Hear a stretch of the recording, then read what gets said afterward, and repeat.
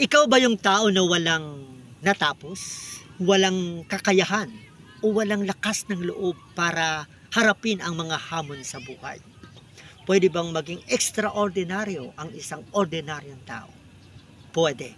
Basta't ma-discover, ma-develop, at ma-deliver natin itong tatlong character. Number 1, coachable. Willing to follow the system. Madaling i-mentor. Number 2, available. Walang arti.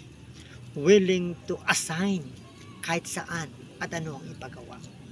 And number 3, teachable. Madaling turuan. Willing to train.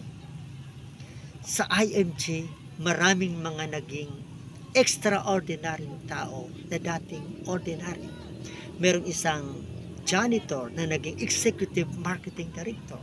Merong isang construction worker na naging green jacket, isa sa mga elite trader sa IMG. At merong dating housewife na naging senior executive vice chairman ng IMG Community. Paano ba maging extraordinary ang isang ordinary? Join IMG Community. Live God, Decide Life.